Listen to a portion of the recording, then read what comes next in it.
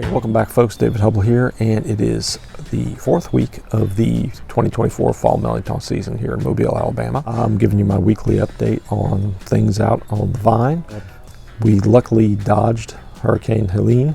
Unfortunately, she caused a lot of damage along the southeastern coastal states of the U.S. So, of course, many prayers out to those who were harmed or lost their lives due to this terrible event. But unfortunately, we also have another one out in the Gulf right now as we speak. So weather-wise, what that created for us was that we didn't get any really rain in Mobile areas. So one of the things I plan to do is watering the Mirliton vine, because that's probably about the best thing I can do for it. It's been a little over a week since it's got any moisture. Hey, before we go out and look at the yard, please do me a favor and hit the like and subscribe button if you'd like to be alerted to all upcoming Mirliton update videos and cooking videos. Oh, and if you're curious, also participate in a video podcast called the Rainy Cajun Podcast, in which we interview a lot of Louisiana folks, filmmakers, a lot of food related stuff. So if you're interested in learning about that, check that out. I'll put a link in the description below. So let's go out and check the vine. Hey folks, it is the fourth week of 2024 fall Mirliton season, and looks like we've made it through. Well, we avoided having a hurricane come through Mobile. Helene went through Florida.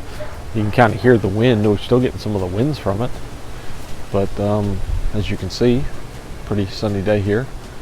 Apparently there's another one out in the Gulf now, so let's hope that that one doesn't thread the needle in between the last two. But anyway, just thought I'd do an update here. Try to get back on schedule with doing these weekly and in a timely manner. But once again, if you kind of take the big picture of the Mirliton, it is not really as pretty as I would like it to be, but it's not as bad as it was a while back. So what we have is quite a bit of some new growth. Actually, you can see kind of the tips and all that. But what you will also notice is quite a bit of buds. I don't know what the hell. Oh, it's Mooch. Remember our little friend Mooch? He apparently has got a hold of something. Anyway, sorry, got distracted by him. But anyway, what we'll see here is we got quite a bit of new growth, and if I can focus in, I'm seeing a lot more of the budding locations for the flowers. So we are basically about a week behind well, I say a week behind. We're basically kind of maybe really right on time for we first start seeing flowering to occur. I did end up putting some bloom boost last week. Just my own personal preference. I'm thinking the greening has gotten a little bit better to my liking on the plants, the vines. Let's see, got a nice little cluster there. So far, it looks like what I'm seeing is basically a lot of, let's see if I can get it in there, a lot of males. And typically what I've noticed with the squash families or cucubrids is that we tend to have the males come in first. Here's some good view of some of these. So I'm about just a week behind the date, even though I did see a few. I'm really starting to see a lot more progress here. So I think we're on track. I'm feeling pretty good about that. Obviously, there's the remnants of the insect damage and the remnants of the heat damage, and you can see the little leaf-footed stink bug making their way out here. Oh joy. They usually don't bother me too much, or don't bother the Mirlitons, in my opinion, as much, because they tend to have a thicker skin. Now they do for the really young flowers, female flowers. Oh, well, look at this. This is actually a well-formed male flower. So good. Excellent. So, as I said, there's some more, and another little leaf-footed stink bug. So, very encouraged. We'll check the backside, but this is approximately probably the first 3 vines that I'm really seeing it on. Not sure if I can be able to find how well I will be able to see up on there. The ones up in the orange tree. And kind of a view through the orange tree. This tree doesn't have as many oranges as it did 2 or 3 years back, but in fact it only has about 1 or 2 versus the 60 it had at one point. And you can see that this vine took quite a bit of toll, but it's coming back. Oh, okay, make that 4 oranges.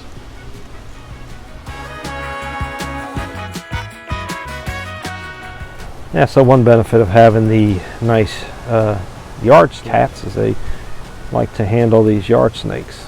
I'm not sure what kind that is, but I'm kind of like Indiana Jones. Well, in that respect, I don't like snakes. So in this group hanging there, you can see there's some flowers. So good. Oh yeah, look at this. This is pretty cool. New growth off of this vine. So that is very encouraging. So that's really what I'm hoping we're going to see a lot of is these cooler temperatures are going to bring a resurgence. I think it was like upper 60s this morning. It was great.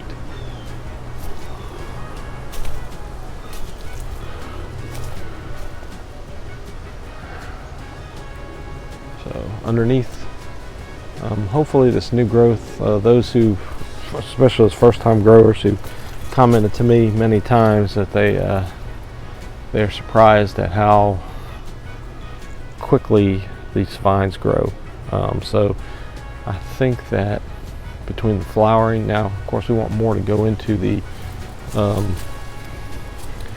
want more to really go into the whole growth process of fruiting, but you know, it needs the leaves for the food, so hopefully it'll reach a happy medium, and we'll be able to get some good quality on both of them. Okay, Mooch. Good job, Mooch. So as you can see, folks, we got a little bit of opportunity there. It looks like we're starting to get some buds. That's just a good sign. Like I said, we're probably about a week behind the traditional time frame of September 21st. So we will be fortunate that we're at least keeping, like I said, the plant itself is not looking exceptionally spry, but hopefully that's not a big deal. It's cooler. I think this morning it was like 67 here in Mobile, and it's only supposed to get up to 83. So right now as I'm filming, I'm in shorts and it feels pretty comfortable out here at 80 degrees.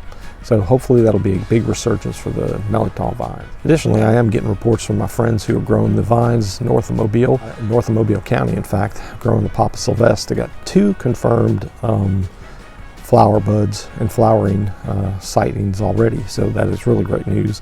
So it looks like we're going to have hopefully a good showing from those. Like I said, hopefully the Boudreaux Roberts will start playing along and we'll start seeing some improvements soon. Like I said, all I did this week is I just watered it. Just to keep an eye on it. Once again, there's not a lot I can do really to encourage it. I don't want to over fertilize like we talked about before. Since I'm seeing an abundance of male flowers, I'm taking that as a good sign. And you know, maybe, I know sometimes with some plants, I think that like if the plant fears its life's at stake, it'll put its effort into producing a lot of flowering and fruits.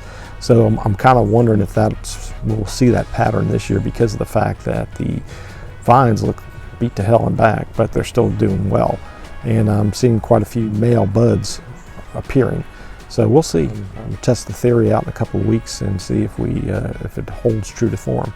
Right now it would be great to see some more growth, but if it's putting its efforts into flowering, I'm good with that.